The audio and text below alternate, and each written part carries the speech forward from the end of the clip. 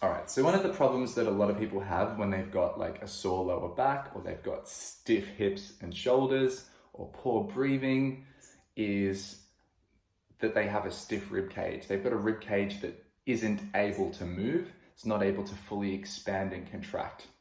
Now, if you free up your rib cage, you'll find that straight away the movement of your limbs gets better.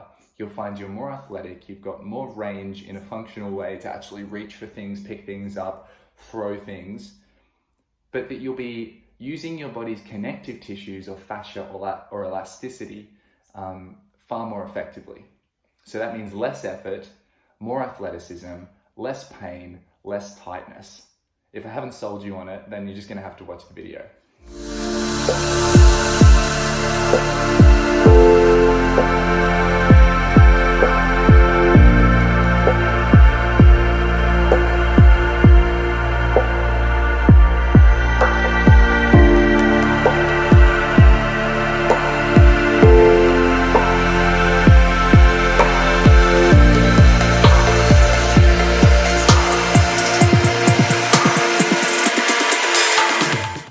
Okay, I'm going to show you the lower segment cat-cow.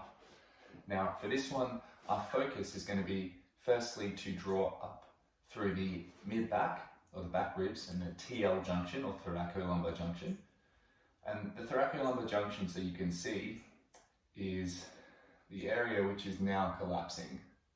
So the part of the top of my back that's sagging down here, around here. Okay, so this is the area that corresponds with flaring the ribs. It's not the same as a nice global arch. This would be more of a global arch. This is the collapse. You can see how my lower back is kind of independent of my upper back, and in the middle there's this bit of a saggy bridge. So the TL junction is going to raise up and fill out. The back ribs are going to expand. We do that by pressing the ground away. To begin with, you might have to exaggerate the rounding of the entire back to understand this feeling. So we're going to dome, breathe out, draw the sternum up to the sky, and press. Then breathe in, holding that position. And you might find as you breathe in that you feel restricted through your back and the back of your ribs. I want you to breathe into that restriction and use the breath along with this posture to open that up.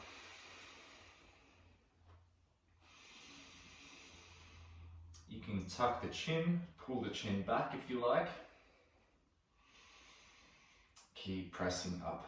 You can see how it's happening through the middle of my spine. I don't want to have this lump in my lower back, but nothing higher up. And I don't just want to have higher up, but be like sagged through the lower back. It's the whole thing. Once you understand that, you can start pressing away and playing with some articulations of the very low back. So you're just going to anteriorly tilt the pelvis and posteriorly tilt the pelvis. But at the same time, you're going to keep pressing away. You're going to keep drawing up through the sternum and the TL junction. Like so. And once you have done maybe 10 of those, you can find what feels like neutral for you. Remember, we're looking for back ribs expanded, back ribs to sky, not just upper back. This area. And then with neutral, you can start to rock the hips back, sitting towards the sit bones. And obviously the hands will get lighter here, but you still want to have this idea of reaching away. Okay. It might look like my back is very rounded, but notice where that curvature is happening in my spine. See, my lumbar spine is actually in a beautiful natural S-curve. Sorry, I've got that natural lordosis. It's not rounding. And then I can gradually, once I get more aware of this, I can start to extend my upper back and keep that fullness in my back ribs. Sit here. And then I've got space to shoulder flex, but I'm not rounding through the lower spine, nor am I in excessive upper back rounding. So now you're starting to introduce movement. You've got this, right? Then you can play with things like bringing the foot out to the side. This may restrict some people's range. It may be difficult. You might have to go a bit wider. can you find it in this kind of position? So can we find it again? What about the other side? Can we find it here?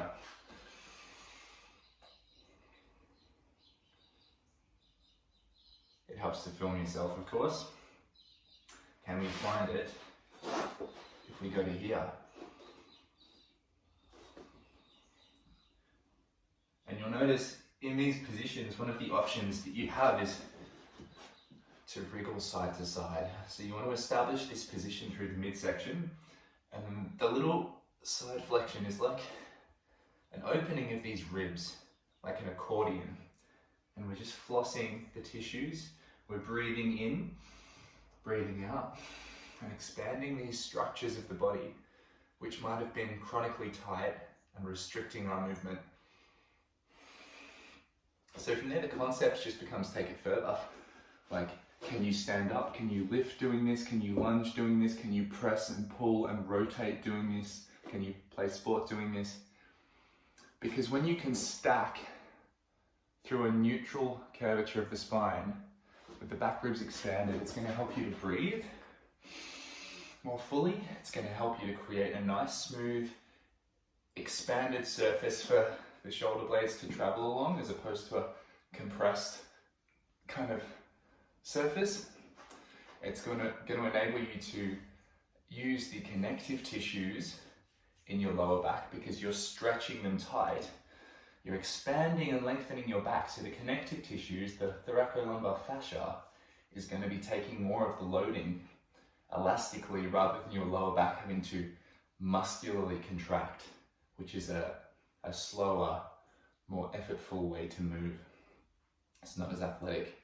So understanding this position, having it as an option is fantastic for you. You don't have to be in the position all the time, but you might find that being able to access it really improves your ability to breathe and move through every limb of your body. Sydney McLaughlin, world record holder, Tokyo Olympics, expanded back rib cage, flat front rib cage. Conor McGregor, even when he's arching backwards, flat front rib cage, expanded back rib cage. Look at that volume. Look at this, Michael Phelps. You've got flat at the front, expanded at the back. God, we know he's an athlete. Bobsleigh, look at that beautiful S-curve.